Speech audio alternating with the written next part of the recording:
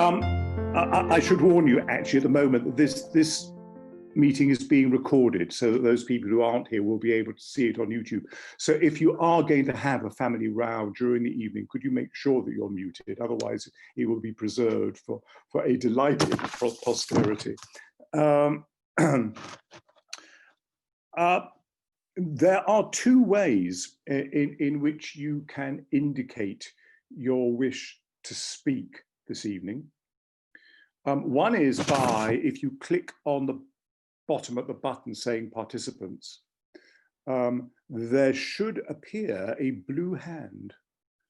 And if you click on that, then the wonderful Anne, who is the one that she is always doing all the work, will see that you want to speak. The other way is by simply raising your hand and leaving it raised until Anne has focused on it. But it is really important that everybody this evening speaks who wants to speak, that any concerns or anxieties and all the rest of it are actually addressed. Let me just say a few words before we start. First of all, the purpose of the meeting. I mean, it advertises itself as question and answer, which is a noble aim.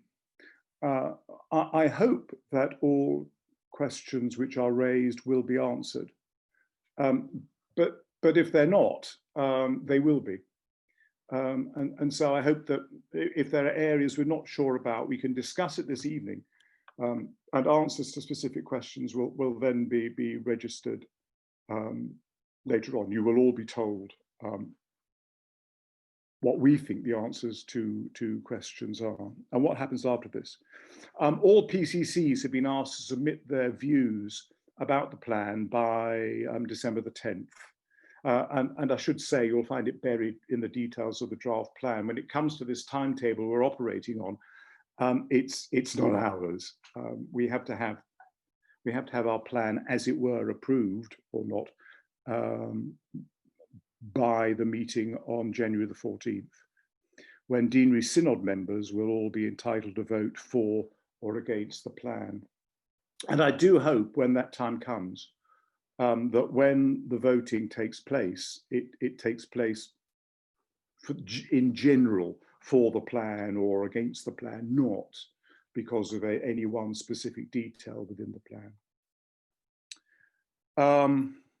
One of the questions which have arisen in a number of the questions which people have submitted is that to do with the difference between mission communities and benefices.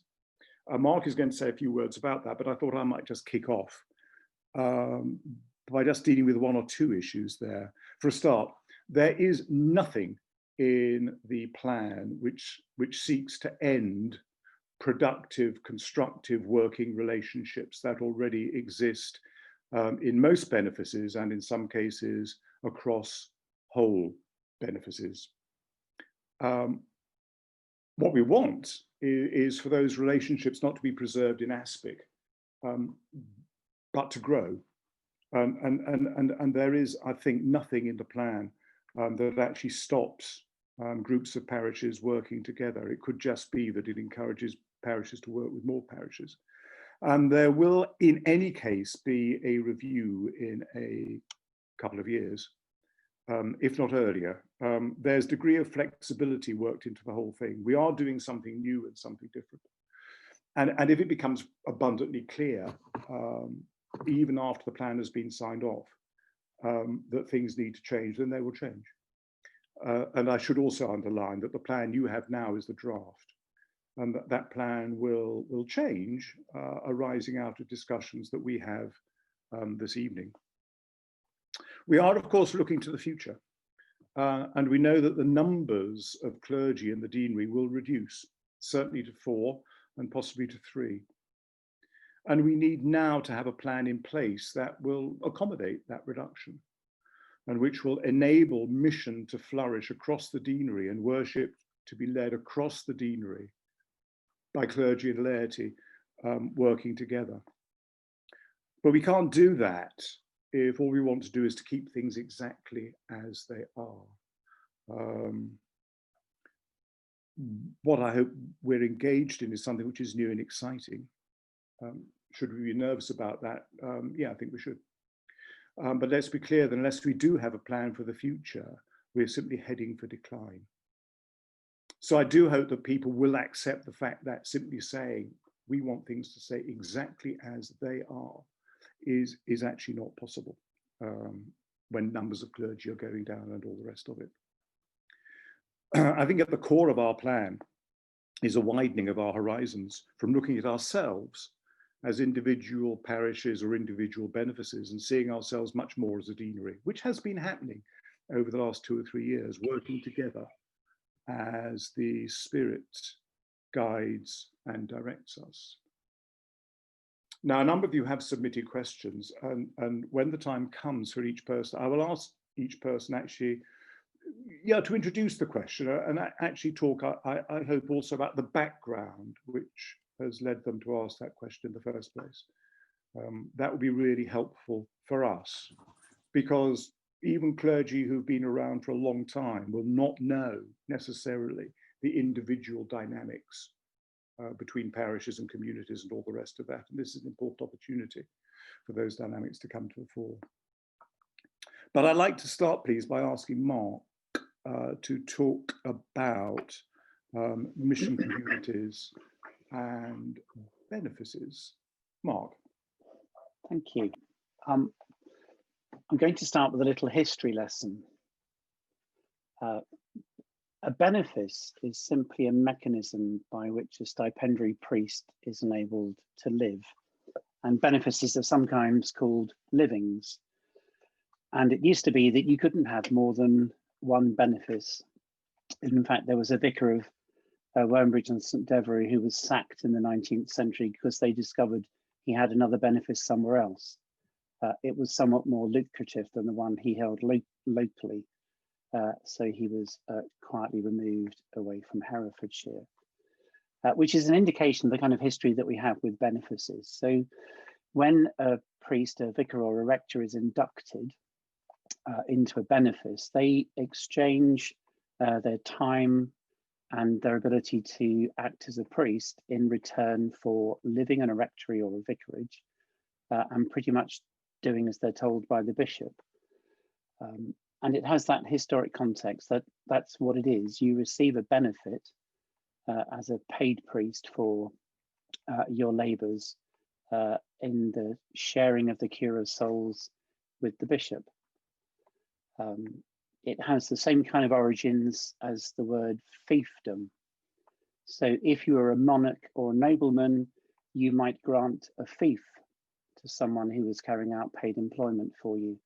If you were a bishop, you could grant the benefit, spiritual, that was the rectory and doing your job, and temporal, that was any income you could accrue from tithes, or one of my predecessors here used to run an Oxbridge entrance club in his garage and made a little side income from that. So that's the historic context of benefice. It really has nothing to do with how parishes cooperate, about mission in its widest sense. It's nothing to do with the choice of colour of dustbin or guttering or paying the insurance or baptising babies. It really is just an exchange of contracts between a bishop and a priest involving the archdeacon. So that's a benefice. And in some senses today, that's still the case.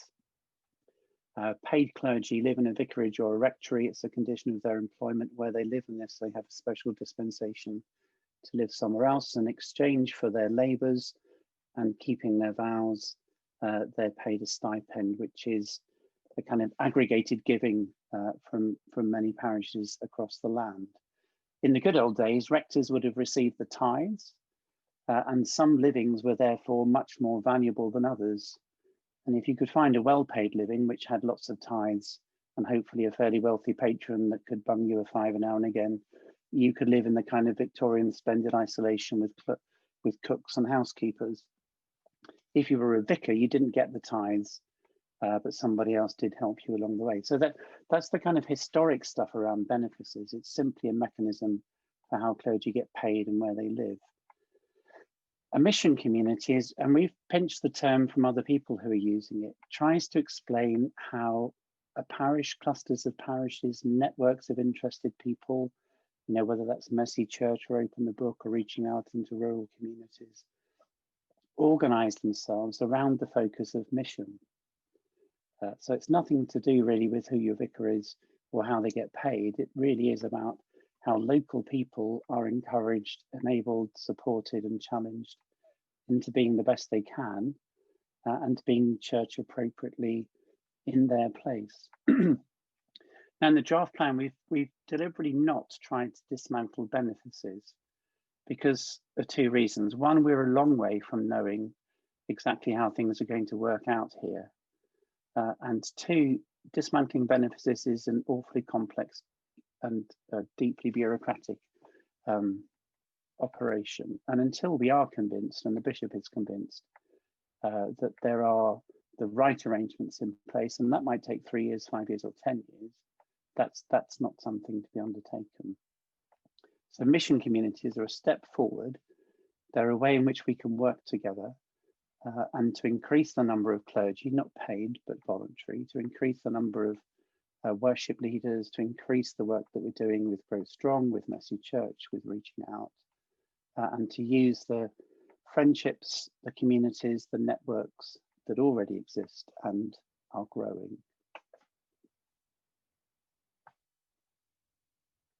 Thank you, Nicholas.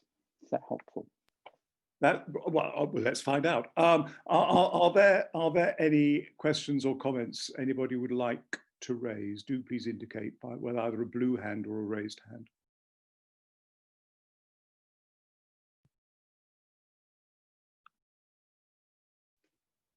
Celia.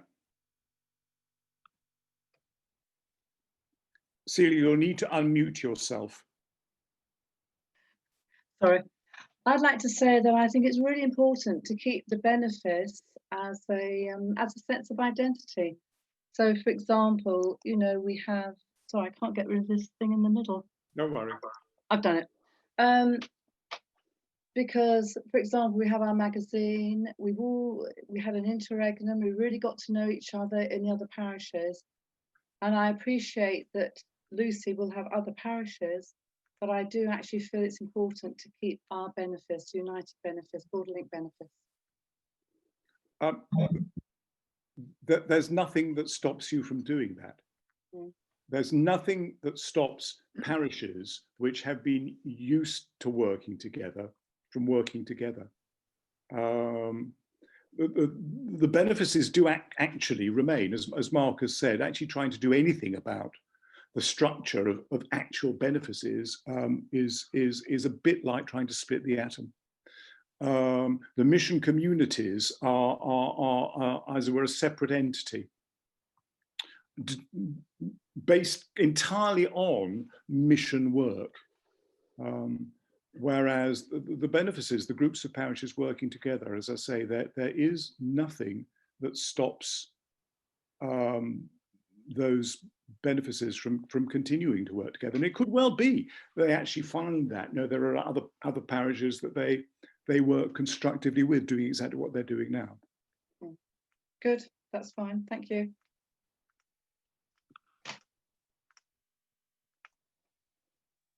A very, very important point has been raised by somebody, which is that when anybody speaks, could they please indicate where they're from?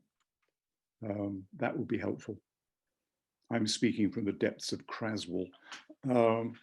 More hands. Tim Hancocks. Yes, Tim from St Andrews, Allensmore. So can you explain more about the reasoning behind changing the groupings? So Allensmore, it's suggested now joins with the Southern group, whereas traditionally we're with the local Northern group. What is the benefit of that, if it isn't just simply to balance the numbers up?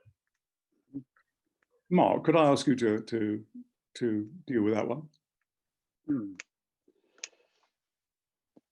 I mean, to work backwards, balancing the numbers wasn't a priority, but it was a concern. And numbers in terms of the mission communities are much more about how many clusters or people a priest, a mission community leader can relate to. So it really wasn't done on population or numbers of buildings. It was trying to get a sense of the kind of relational opportunities there.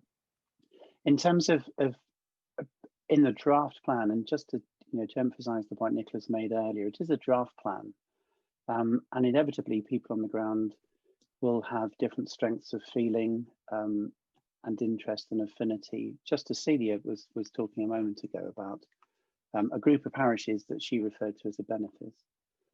So we tried to look to see where there were natural, there might be new natural affinities, or where there were directions of travel or associations with particular schools, and wonder whether there was some opportunities around the edges of the benefices as they're currently configured, to encourage people to think about new ways of working in a neighbourly sense.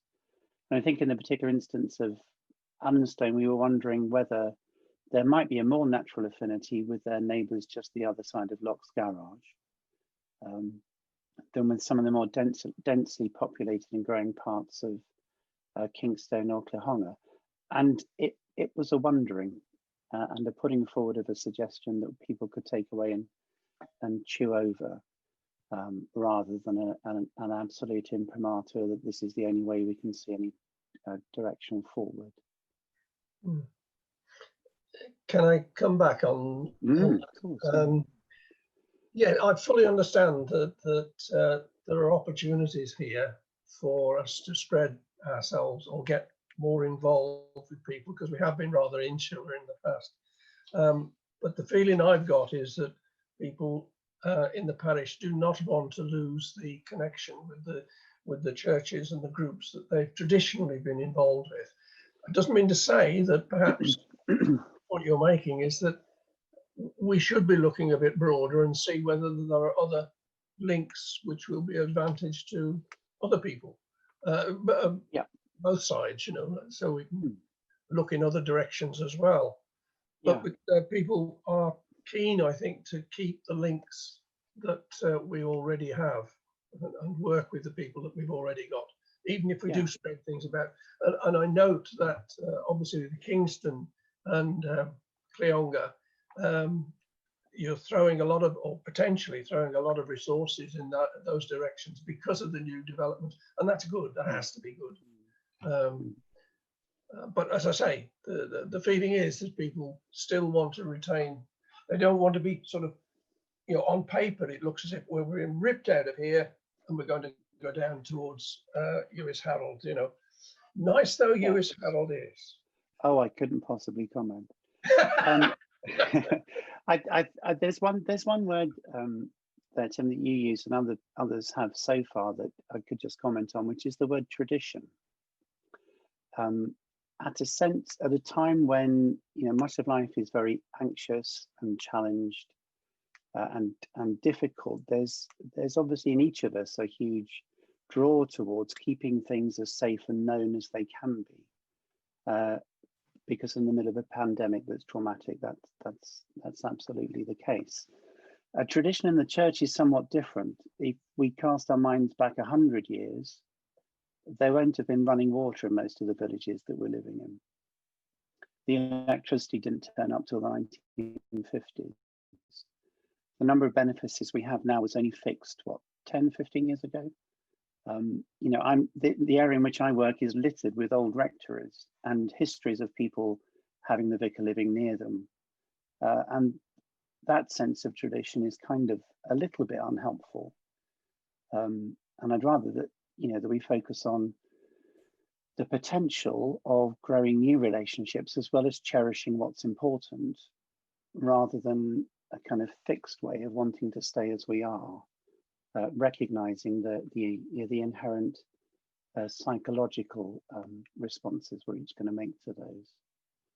And I think, speak for my colleagues, we'd all like to go back probably 100 years, as long as we could keep microwaves, cars, and washing machines, and just write the odd letter and drink sherry with the squire and baptize the odd little one that happened to turn up.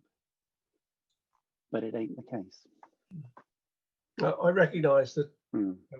we can't stay as we are, but as I say, that so long as we can retain the links that we've already got, and okay, look broader at the other benefits of working more broadly, because we have been, and St Andrews is probably typical of most, tends to be a little bit insular. You know, we're comfortable in our own little circle, and we've obviously got to spread ourselves further. We've got no choice. I think if I might say, before I introduce a couple more people into this, that one of the interesting things I found during our period of outdoor worship was the number of people who came to worship over in our neck of the woods from different parishes, from different benefices. And I'm sure I know people from my benefice went to other benefices as well. Tim had one from Allensmore, but I won't tell you who, because he'll be branded a traitor. So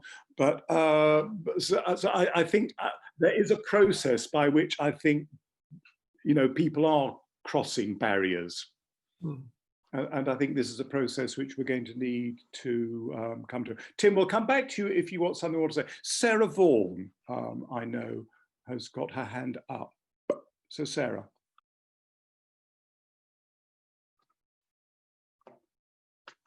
I think they've got a technical issue and have disappeared temporarily. Do you want to move on to John and Judy, Nicholas?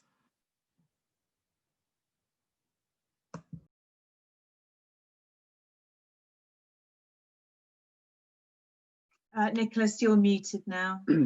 Yeah, and also I think John and Judy Dinham, there's a hand up there. Okay, yeah, John Dinham, you're on. Okay, thanks.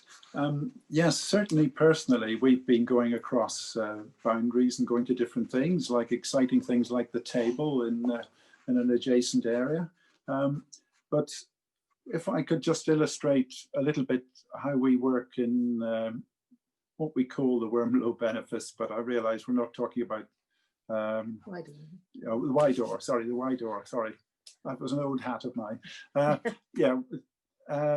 For instance, we've got lots of activities, but if we take Messy Church as an activity, we've tended to do it in, we have one team that does it across the group of 5 parishes. And when we would do it in Peter Church, and then we'd use the same program and the same people then in Madley subsequently. So we were a bit dismayed to see that we were split between these 2 different mission communities. And I take your point that these don't necessarily interfere with the existing cooperation, but it could be a bit confusing, and I'm not quite sure what this adds to what we've got at the moment, because at the moment we've got working together in a group, and we're encouraged to look on a deanery wide. But if you divide us into 3, I'm not quite sure what the significance of that is in relation to benefices, and in relation to our activities, really, I should say. Yeah. I think the main significance, frankly, John, is that we can't continue as we are now because we're going to have fewer clergy. I mean, that's just a very, very simple fact of life. Yeah. And I hope that what lies buried in the plan of mission across the whole deanery, led by teams of clergy and lay people, will address that. Now, as I said earlier to Celia, there's absolutely nothing to stop your people still working together. You might even find that you work together with Messy churches from other areas within the deanery as well, because there's an awful lot of work going on there. I mean, I can only say from my own experience, but the best work done by children in my benefice is actually done by Lucy, rather than by me. And that is the sort of thing which I do hope that we can build on there. But as I say, we simply cannot, as working structures, retain the current benefices. We can maintain the current benefices as relationships. And just as there are even now, there are an awful lot of good relationships between parishes, which go well across benefice boundaries. I'm sure that will continue. Lucy, you have your hand up. Yeah, I was just coming in on what John was saying, actually, and saying that and I think actually the Messy Church also demonstrates kind of how the different areas connect on particular areas of interest as well, and because that's certainly been the case with Messy, that when we're talking now about planning with Messy, it's very much across deanery wide rather than just with, you know, the groups separately. So that's an ongoing conversation, I think. Thank you, Lucy. John, do you want to come back at all? Well, the other sort of technical thing I wondered about was in relation to you were talking about forming a deanery-wide group ministry, and I was wondering, was this to work in the sense of the old system of team rectors and team vicars and stuff, that you would run across the, whatever it is, 30 parishes, and then the boss man or woman would say, go there. No, save us, please. I mean, one of the things that I hope, I may, this is a bit of a hostage to fortune here, but I hope the clergy and also the lay leadership team within the deanery discover is that we work together as an equal team. That there is some lunatic who's rural dean who pretends to exert some sort of influence and power. And that's entirely illusory, I can promise you. And the great thing about working as a team is we work as a team which have got all sorts of different gifts and talents. And working across the deanery means that those gifts and talents can be spread across the deanery. It also means, of course, that our weaknesses and all the rest of it aren't spread across the whole deanery, which is huge advantage to everybody. Lucy, you want to come back? Yeah, I just want to say, actually, John, you know, this is new legislation that's come in the last year, and the beauty of it is that it allows us to create a group of equal partners, not of there being the necessity for there being a team rector and team vicars. So that's why we're encouraging down this line. If this piece of legislation didn't exist, we wouldn't, you know, we'd be looking at different ways of doing it. Yeah, okay. Sarah has been trying to speak for some time now. Sarah, can you come in now? Yes. Hello. Right. Interesting. Sorry, we lost connection as we're under the Black Mountains at Cloddock, and our connection isn't brilliant here. And I was going to respond to Mark's talk about the schools and the need to be growing a new relationships with people. I think I'm probably right in thinking that I'm one of the ones who's lower in the average age of the people that are on this Zoom meeting at the moment. And I feel that it's important that we're engaging with our teenagers, particularly at the moment where they're struggling with not being able to have that same social support from their extended networks and things, and having visits from grandparents and all the rest of it. And part of the reason for questioning about the location of Cloddock, which on the proposal is to go with the southern group, whereas at the moment we would be more aligned with the northern group with the Black Mountains benefice, is that Longtown is an area that the majority of the children go to secondary school in Peterchurch. And whereas the people in the southern area of the mission tend to go to Kingston. And if we want to maintain those networks and look to our youngsters to be able to form connections and introduce people into the church, it can be in subtle ways of thinking about loving one another, showing respect for each other, and that can lead to going forward to thinking about Christianity perhaps in the future, particularly if something dramatic happens in the family which is life-changing for them. And to be able to support that, having the connections into the schools and the networks and the the availability of the community to keep an eye on them is really quite central.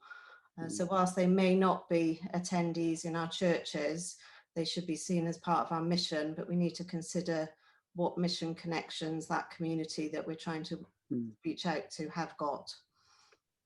Thank you. Mark, would you like to say anything? I think that's really, really helpful, Sarah.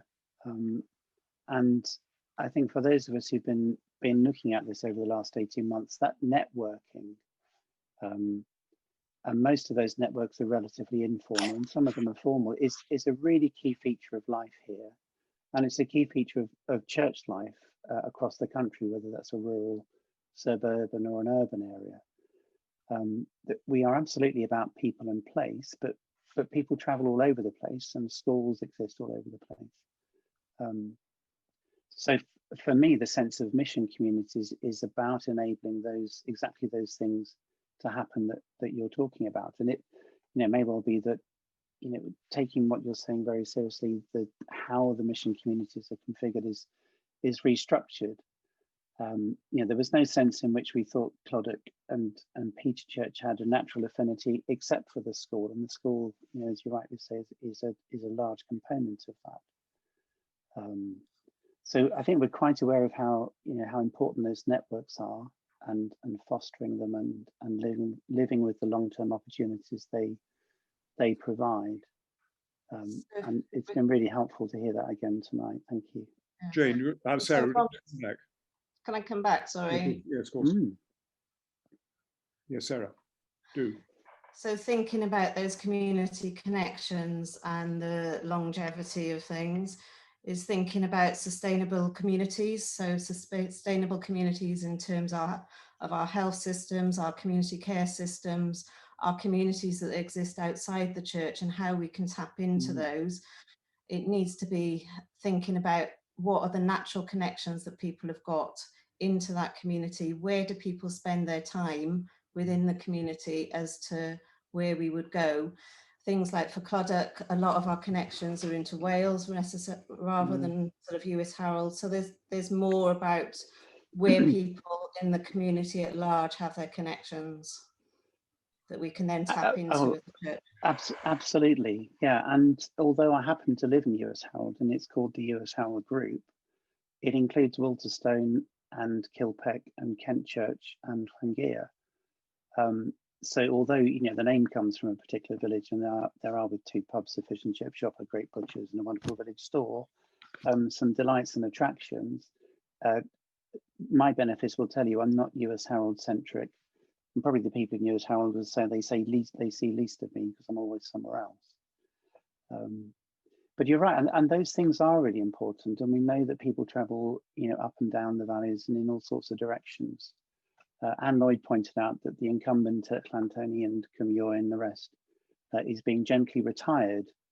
And we kind of, tongue-in-cheek, thought we might make a takeover bid for those parishes as well, because we didn't really have enough. To be honest, Mark, I don't think that's a tongue-in-cheek remark. Well, I know that several of my parishioners will say, well, if we've got to schlep all the way up to Allensmore or wherever for a service, we'd rather go to St. Michael's in Llanfihangel Crewcorny. Yeah. So I really do think you do need to be careful. Okay, could I? Oh, then I just can I just make one mark back to Nick. It really isn't about inviting anybody to schlep miles for a service. It's about saying, why on earth are you not arranging yet your own? This Victorian reliance on paid clergy has done the church no good. It's disabled people, and a lot of the mission, the community focus is about enabling, encouraging, supporting local people to be leading worship for local and prayer for local people. It isn't about increasing our carbon footprint or making people make ridiculous journeys at all. But we'll bear the Cymru and Llantoni option. I'm not sure Bishop June will let us have them, but I think it needs to be stressed that as I said at the very beginning, a really important part of this evening session is to listen to what people have said. And if we end up after this evening with a pastoral plan which is identical to that with which we began it, then something has gone seriously wrong. And we are listening to the dynamics of what people are saying, and certainly what Sarah was saying about the children in Clodagh and Longtown, or having that natural affinity with Peterchurch, is something which, yeah, I think is a seriously important point. Are there hands in the air at the moment, Anne?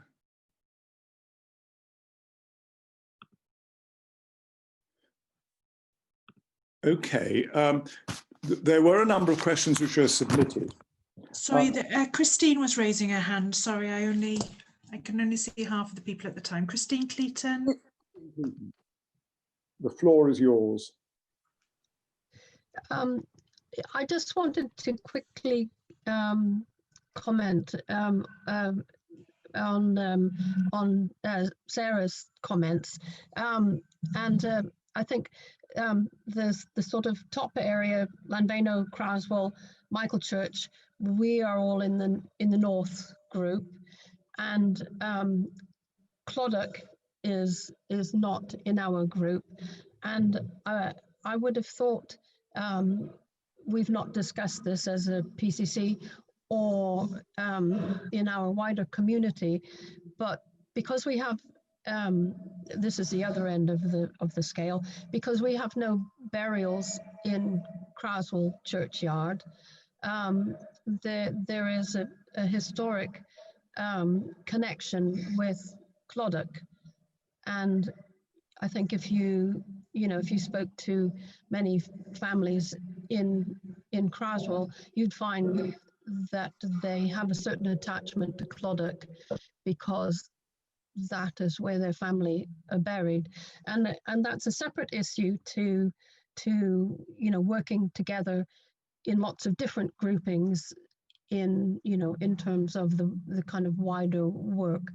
But I think in discussion, hopefully before the 10th of December, when we come back with our opinions, I think at least in this parish of Craswell, I think again there's an affinity with Clodagh which is very strong. Christine helpfully reminds us that the PCCs are asked by December the 10th to submit their responses to the pastoral plan, and it is vitally important that they do so, because the plan is only going to work if it comes from listening to everybody within the whole deanery. So do please do so. Now, of questions submitted, Tim submitted a question. Do you think those questions have been addressed, Tim? Yes, I think so. There will still be people who will look at the bald figures are we physically going to be moving as per the list shows? Obviously, we're not going to be physically moving, but that is an area that people will still be concerned about. But if it's going to be sold on the basis of this is about increasing the mission contacts, if you like, with other people, spreading ourselves a little bit broader, but not breaking down or destroying the links that we've got already. We keep those. Take, for instance, Tracking the News, which is our local magazine serving the communities of Allensmore, Cleonga, Eton Bishop, Kingston, Madley, Thruxton, etc. That still has a function, and we will be still very much part of that. Tracking the news, whatever. Then that I think is the way to sell this. It's mission. It's not fundamentally changing the links that we have already got. The other thing that I'm interested in is obviously satisfying people that the parish finances, for instance, will not be changed, if you like. Perhaps that's a separate issue, but on the first part, yes, I think covered enough of that. I think I understand now where you're coming from. Money. Oh dear. Oh dear. Really, I do hope again that one of the good things that's come out of the virus has been the realization from so many parishes that if they're going to want a regular income, it's not going to come from collection plates. It's going to come from things like the parish giving scheme. Yes, I hear. And I don't need to tell you this, Tim, but the more we get people used to the idea that church's income comes from things like the parish giving scheme, not from what they find in the bottom of their purse when the collection plate comes round on a Sunday. That I hope, but no, we've just all got to sell that. It's a really important message. Agreed. John Dinnan. Just sort of a residual bit of one of the questions I put in really was, I wondered why you'd gone for 3 rather than 4 areas. Was this sort of anticipating the fact that there'll be a drop down to 3 clergy in the not too distant future? Because to some extent, some of the questions that were raised, for instance, if the existing 5 parishes, I mean, looking at it, I don't want to be parochial, but this is how we looked at it in the PCC. Why not 4 rather than 5 in terms of structure? I'm going to say 1 or 2 or things. 4 rather than 3, sorry. And then I'm going to ask somebody if he wants to say anything after it. It might have made more sense with 4 rather than 3. I think one of the issues is that the hub at Peter Church is seen as a crucial part of work there, and for Simon, that is a central part, as he says, of his ministry. And to combine that with looking after a mission community, I think he felt that no, his priority had to be with the hub at Peter Church. Simon, do you want to say anything?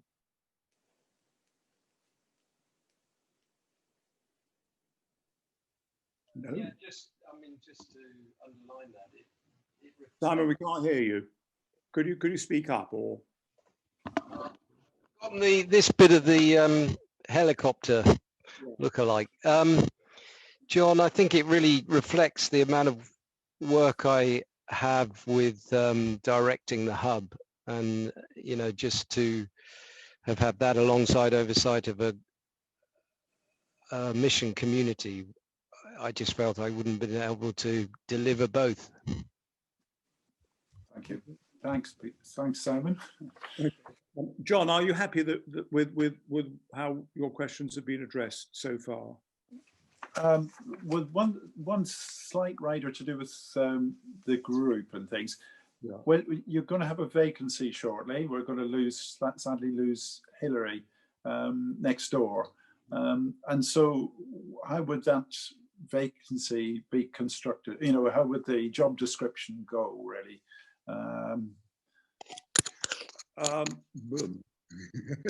I mean, in the sense of how would it be defined geographically? Because it would impinge on the other posts as well. I could say, Mark. To answer that one, the post that Hilary will vacate will be filled in the normal way. Mm-hmm. That we're seeking to appoint a priest in charge for the Cagebrook group of benefices, parishes as a benefice.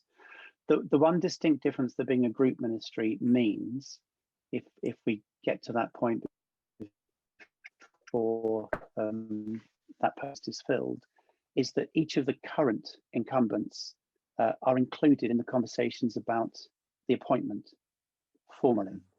Whereas at the moment, we can be asked informally, we can meet candidates over a beer, but we have no formal part in the process.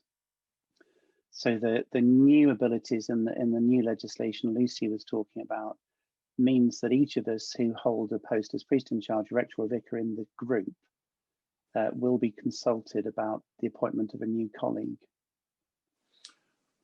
Whereas at the moment it's left to goodwill and who the bishop likes to listen to and who Nicholas fancied having a beer with.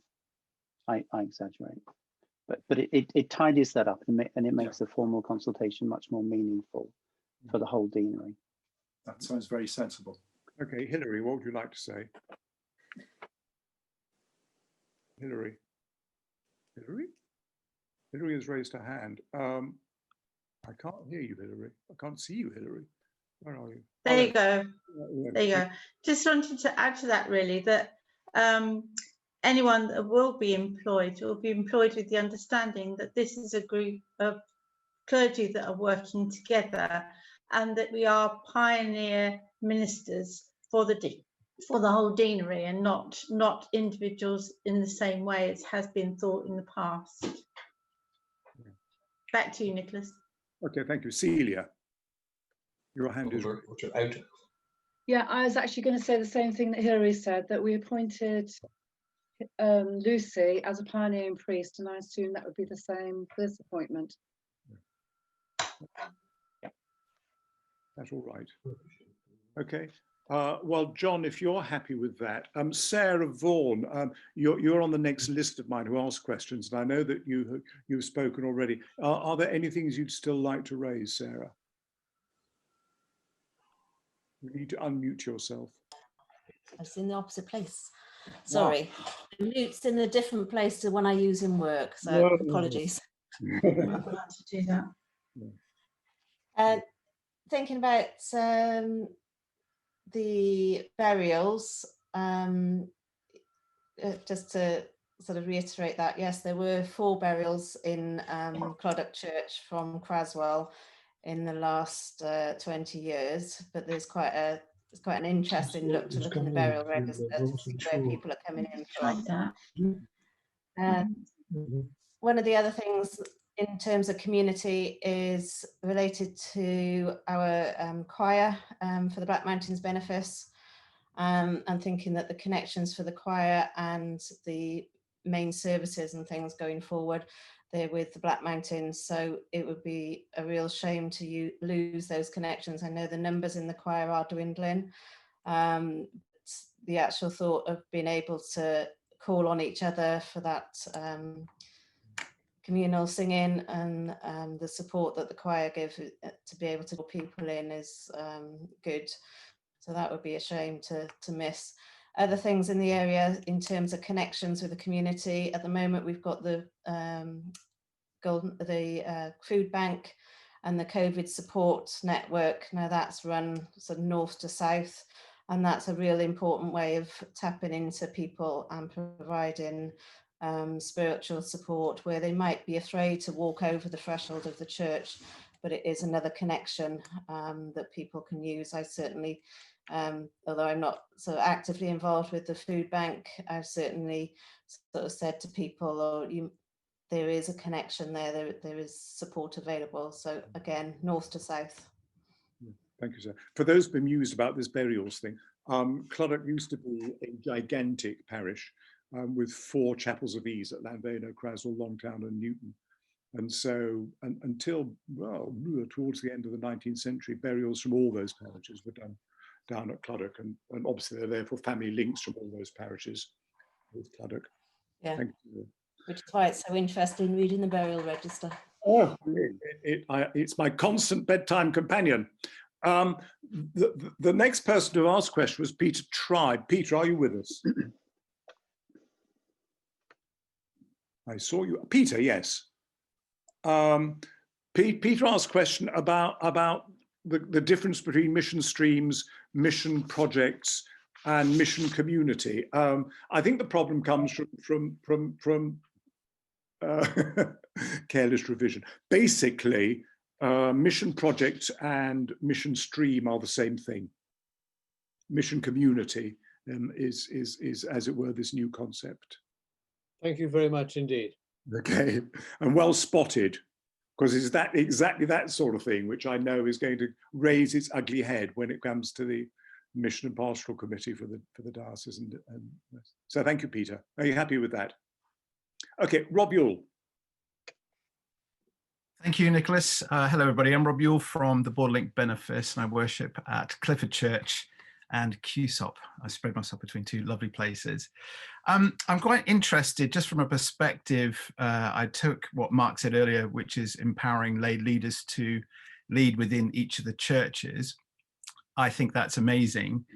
But what happens in pastoral oversight in the sense of, I know we have pastoral teams, but each of our pioneer priests will now have 16, well, 2 will have 16 different parishes or churches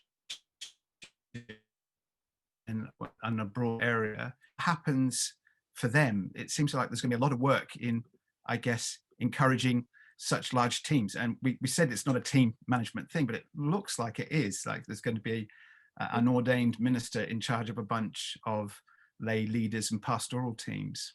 And I just wonder how that's going to work for you. It does concern me a little. I'm going to hold this at either Lucy or Mark. Lucy. Lucy.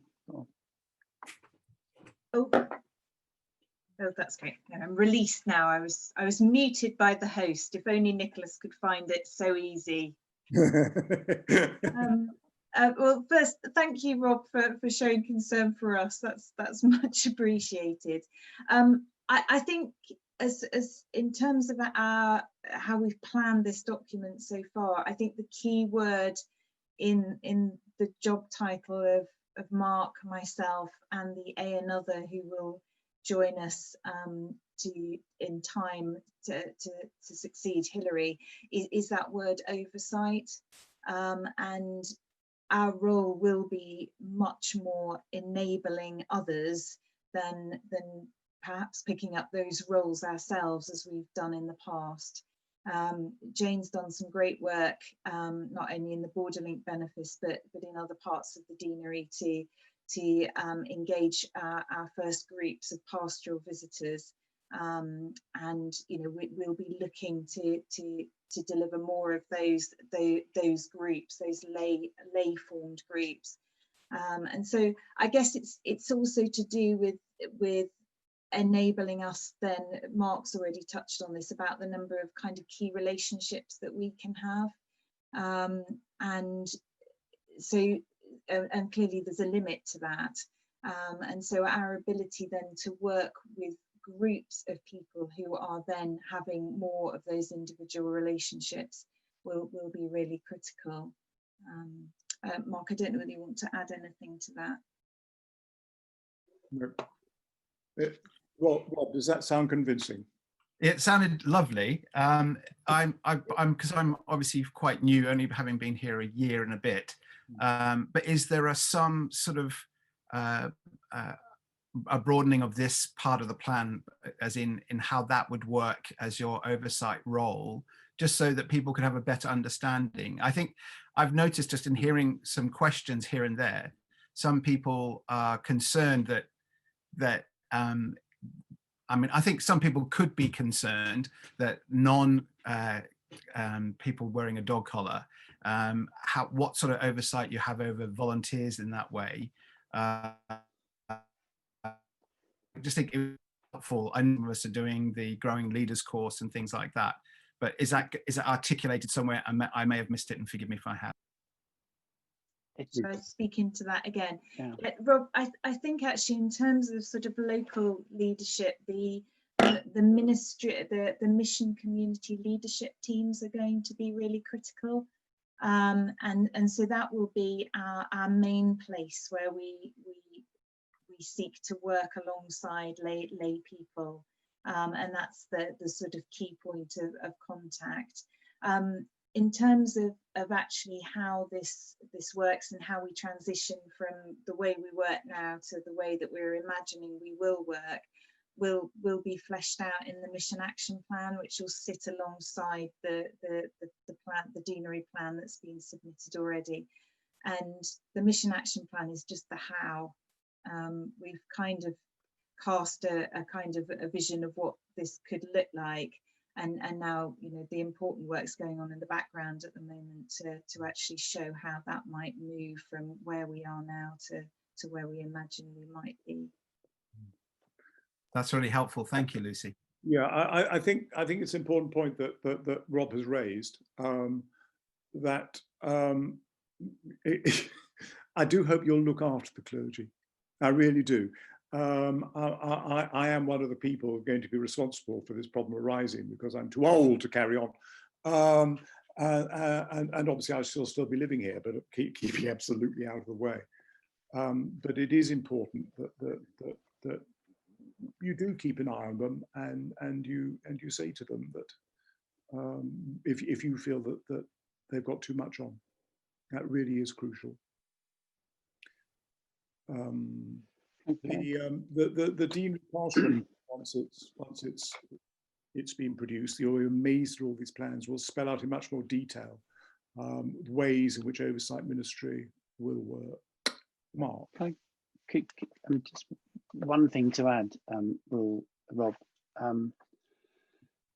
I think it's a fallacy to think that most enabling of worship and prayer and most pastoral care has ever been done by clergy.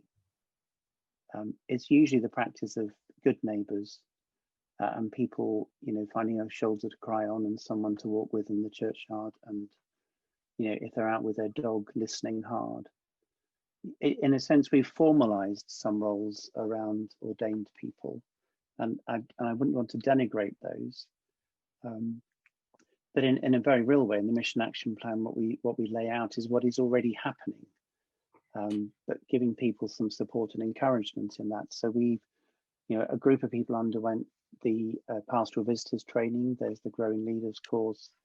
There've been local worship leaders in different local ministry development teams across the deanery, and we're simply building on that and saying there are really very good ways in which people with their neighbours and their communities are already doing these things, and we can help and support and encourage them. And in that very Anglican sense, provide a framework for saying these people are okay, they're supervised, they're activities that they reflect on and share with others. So no one alone is a mantra for us. And another one is pushing the bishop and the archdeacon to allow us to be much more flexible than the current arrangements allow, and to be much more pioneering about how we form people using an apprentice type system to be ordained for local ministry, as well as pastoral and other forms. Yeah.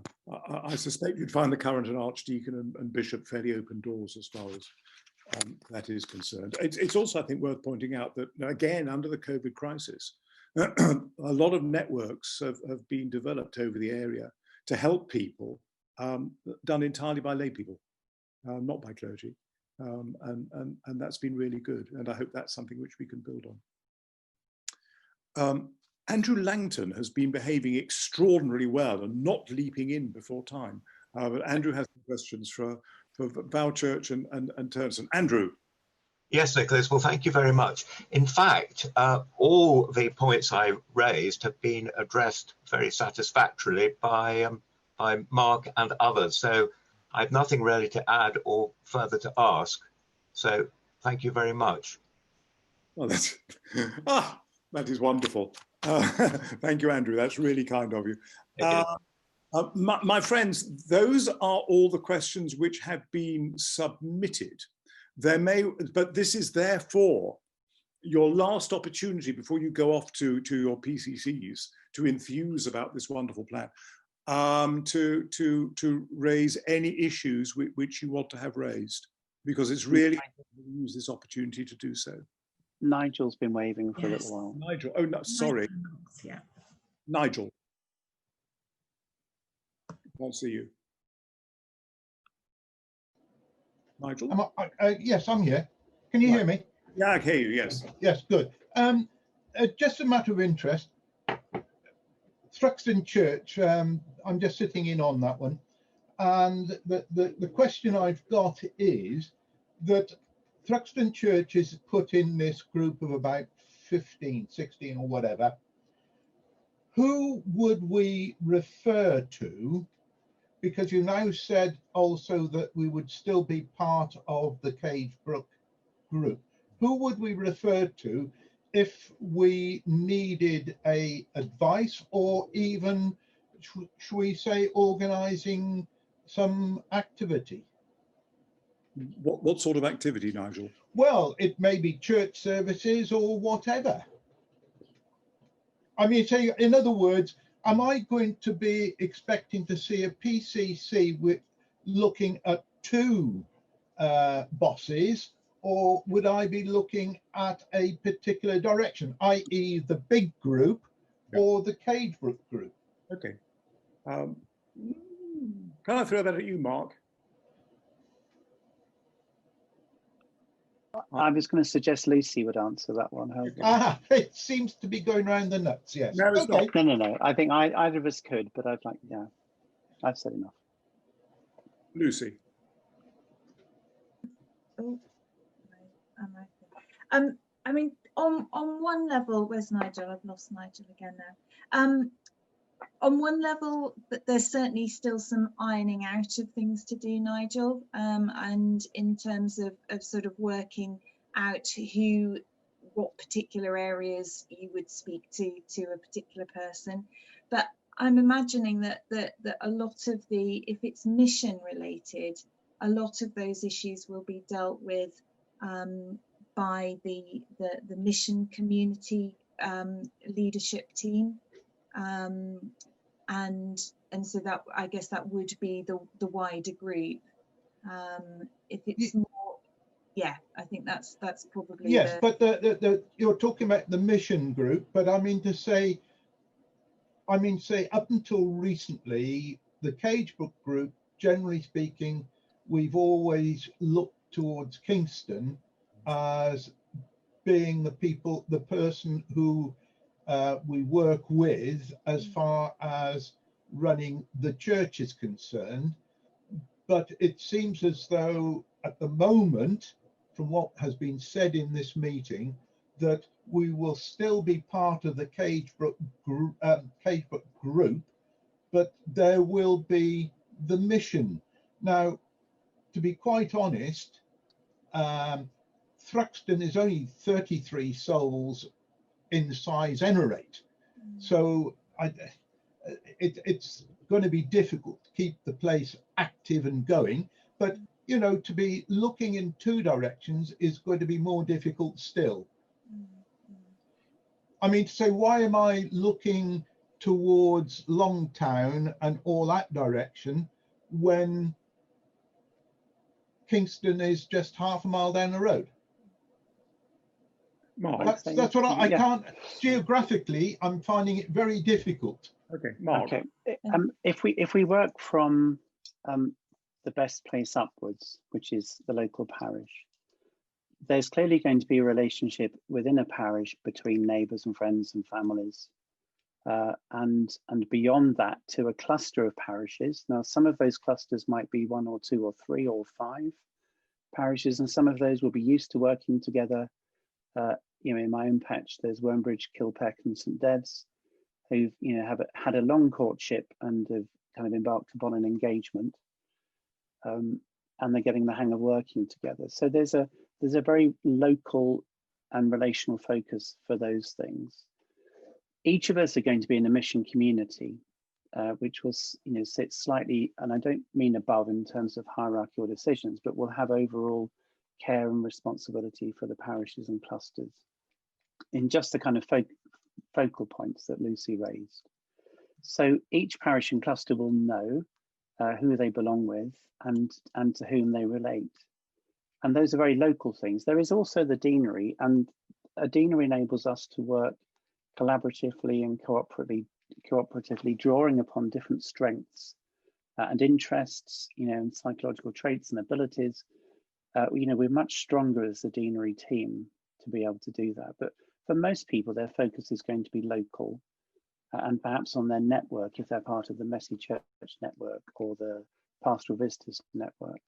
I think some of those things will become clearer as we get to the mission action plan stage and become much clearer in the working out. And we'll have hundreds of more questions just like that, which kind of tease out those relationships and how they will work.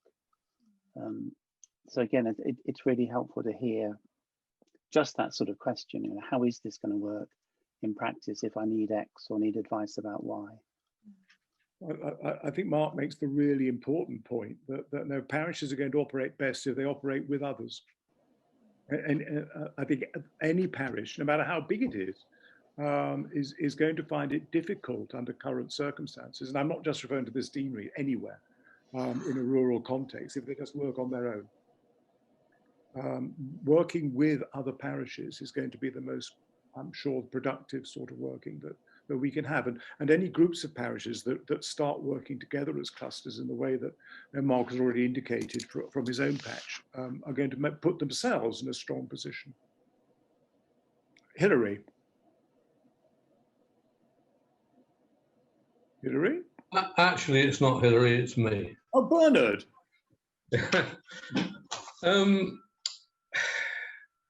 I can understand some folks' frustration. So being sort of on, not knowing a great deal about the different talks that have gone on, tonight we've talked about parishes, mission groups, clusters, benefices, deaneries, networks, mission community leaders. There are so many different groups, frankly, and I can understand the average parishioner being a bit confused. And I do think that we are in danger of blinding folks with paperwork. And I think things really do need simplifying quite a bit. Okay. That's me. Okay, Bernard, that's a fair point. We are talking about one deanery. We're talking about one deanery with... Yeah, that's okay, yeah. We're talking about one deanery with a population of about 13,000, which in any urban context would be one parish. We're talking about one deanery. Currently, it's divided up into 5 benefices. And yeah, those 5 benefices remain. And within those benefices, there are some instances of parishes within the benefices already working together. And you can call those clusters, whatever you want to call it. I just call it groups of parishes working together, which I'm sure is the way forward for all parishes. What we're talking about here is over and above those individual benefices, we're talking about these new things called mission communities, which are designed, as the first word says, to foster and develop the church's mission across the whole deanery. And so, yeah, I realise there is a whole lot of different terms, but nevertheless, effectively speaking, as I hope that over the last few years we've stopped simply talking about ourselves as being individual parishes, and instead of talking about ourselves as benefices. And what we are saying now is that, in addition to this, because of the reduction in clergy, we have got this new idea. And okay, it is a new idea, and I know people don't like new ideas, but it's a new idea, which will, using the clergy available, develop mission across the whole deanery. I hope that's not too difficult. Simon had his hand up. It's not difficult. It's just that I just think there are far too many in the publications and in your talks. There are far too many different groups, and I'm sure that's part of the confusion with some of our parishioners, that they don't really understand the need for the different groups. I mean, you've explained the need. And that's all very well, because you've been talking about it for ages. But for the average parishioner who only hears about it just in small bites, it's just a bit difficult. Okay. Mark. By that. I mean, I hope we've been communicating with people well over the last 4 years about this. Well, I'll buy that. Somebody has their hand up. Who has their hand up? Oh. It's Andrew here from Preston. Can you hear me? We can hear you loud and clear. Yes, Andrew Rawstorn from Preston on Wye. I just wanted to make the comment that there are 1 or 2 parishioners in the parish here who are very unhappy about their inability to get to services in the form of the Book of Common Prayer. Could you give a prediction of whether it's going to disappear completely from the area, or is there going to be anything ahead of us to protect it? Lucy. Andrew, I'll speak into that one. Andrew, the response that I'll give is exactly the same response as I've given to the person who's raised this issue, is that actually you know, currently there is a good offering of Book of Common Prayer to those for whom that's their preference. But I think going forward, in terms of how that sits with the structures that we're looking at, it's going to be down to local groups, these clusters of parishes working together. So in your example, you know, where you are, Andrew, and Preston, it would be the relationship between what seems to be a growing relationship between Blakemere, Moccas and Preston, to decide at that level, actually looking at what you think your community needs as from a missional point of view, what would be the best offering in terms of the style of service that you provide, and whether, you know, there are particular styles that you want to include over a monthly plan. There's certainly not going to be, and there isn't, any sort of national or local determined effort to stop the Book of Common Prayer being used. As I say, it's going to come down to what you believe will have the biggest impact and the biggest opportunity to welcome people into your churches, into the communities where you are. So I hope that helps to answer that. And is that okay? Well, you can tell from what we've heard that it sounds to me very much that if it's not possible in your cluster, we need to know where people can go to, even if it's out to Longtown or up to Ralston, where there is BCP going on. Why shouldn't people have the freedom to worship in the way that they've grown up with? Yeah, what I do hope is that we'll be told exactly what services are going on where across the whole deanery. Good. Which will enable people to go to. Because we don't know at the moment, really. Well, actually, Andrew, we do, because Anne takes a lot of trouble with the Deanery News every week to actually say to people what's happening across the deanery. So that, you know, I think, you know, if we can make that communication better, that's fine. But yeah, that information is there if people wish to look for it. With the type of services yeah, in each church. So how many, for instance, on an average or in a year, of BCP services are going on throughout our deanery?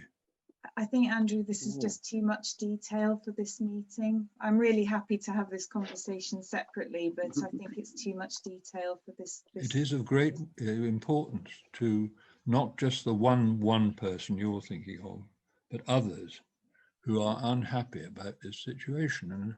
And the view has to be put. And I don't think we should be just dismissed. Well, nobody. Andrew, what I would say is that I think that we have. I think I'll stop. I think it's really unfair to say that anybody is dismissing anybody's view. Lucy gave, I hope, a really good and reasoned answer to your first point, saying that it's up to groups of parishes to say what services they want. We've also said that you can even now see exactly what services there are each Sunday across the whole deanery. Thank you. Okay, Simon has been waving his hand for quite some time.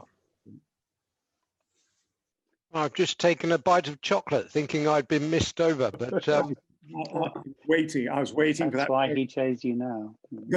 Thank you. I wanted to say a little bit a response really to Nigel and Bernard, to say that as a vicar, I also am wondering which way to look.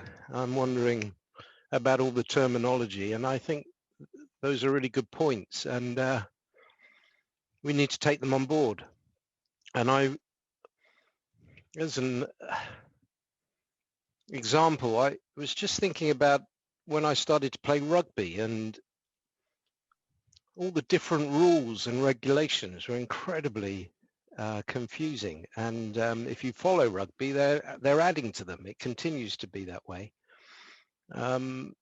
I think there's going to be a period of time when that kind of searching and wondering and also worrying, you know, where are we going, is to be accepted, I guess. Bearing in mind that it's very important to plan, but it's also very important to anticipate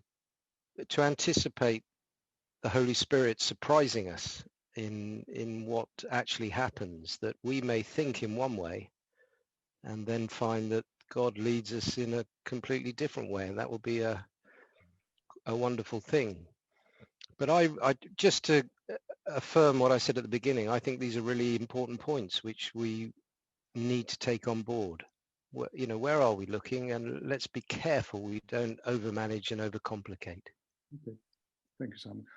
Tim has been waving his hand for a while. Yes, it was picking up on Andrew's point about the Book of Common Prayer, I think.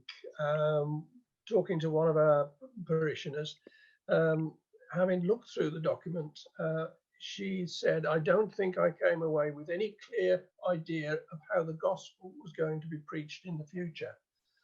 Now, it is very useful to have access to the internet and to have some details to, I'd like to listen to that particular sermon or whatever. If you haven't got the internet, and this particular person hasn't, it's a bit difficult to pick and choose where you can go for these things. But it's about the traditional approach to church, whether it's Book of Common Prayer or having somebody preaching the gospel. People like that, still like that. And where do you get it? Both churches, I hope. Mark? Just a response to a couple of people who've spoken recently.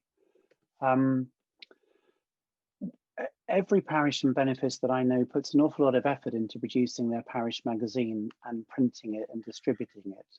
And I'm talking about happier times than we're living in at the moment. Everybody who attends a traditional service or a contemporary service or something at the weird and wacky end of church can tell as many people about it as they like and invite them to come along. So we have not only printed means, but personal ways of communicating with people. Throughout the last lockdown, throughout the summer and continuing now, we post out postal mailing containing all the same information that goes out on email, plus some extra goodies for those who are not connected digitally with others.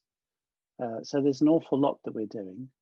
And sometimes adults just need to be adults and find out for themselves. In terms of the prayer book stuff, the Prayer Book Society lists 32 parishes in the diocese that offer prayer book services, so you can find out where they all are. In my own patch, we've just added an extra prayer book service on a Sunday afternoon in the winter to provide something for a particular group of people. And certainly at the moment I have one parish which is only prayer book. So there are those opportunities, and we do have ways and means of disseminating that information. Plus soon, and after a long wait, we'll have a website for the deanery that will contain all of that information and more. Good. So if you have a neighbour who can't find it out for themselves, you'll have a one-stop shop to go and help them. Much more than that, I don't know what we can do. Thank you. Philip? Cut down another rainforest, I think. Just a quick one, if I may, looking at the question of services across the deanery. And I'm thinking back to pre-pandemic and looking forward post-pandemic. Just look at, and including what's happened within pandemic. And if we look across our deanery, there's I think, a wide variety and richness of worship that has taken place, is taking place, and will take place. There is BCP, but there's also Taizé, Compline, Messy Church, Cafe Church, Virtual Church, Evensong, and I could go on more. There is a wide variety of opportunities for people to worship God in the ways in which we have been doing and we will be doing as we move forward. Thank you. Is there any more from anybody else? Is your last chance. Okay, thank you all. Well, thank you all very much indeed. I think that as we've heard a lot of words over the last hour and 25 minutes, let's have a brief moment of quiet. and then we'll finally pray together.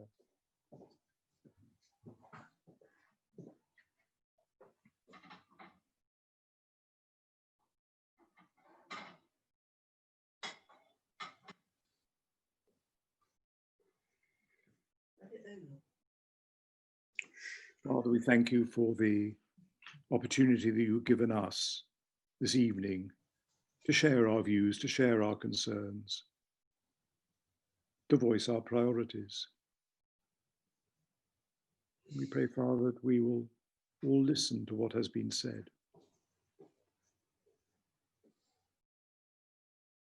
And that we may produce a plan which will enable your kingdom to flourish here in this deanery. We ask this in Jesus' name. Amen. Shall we say together the grace? The grace of our Lord Jesus Christ, the love of God, and the fellowship of the Holy Spirit be with us all evermore. Amen. Thank you all, everybody. I really mean that. I think this is a really helpful meeting. And I hope it's been a very productive meeting. Do remember to make sure your PCCs give their responses in by the 10th of December. But thank you all for being here. It's been terrific. Thank you. Thanks, Nicholas. Good night. Thank you. Bye-bye. Bye. Thank you. Bye, Celia. Yes.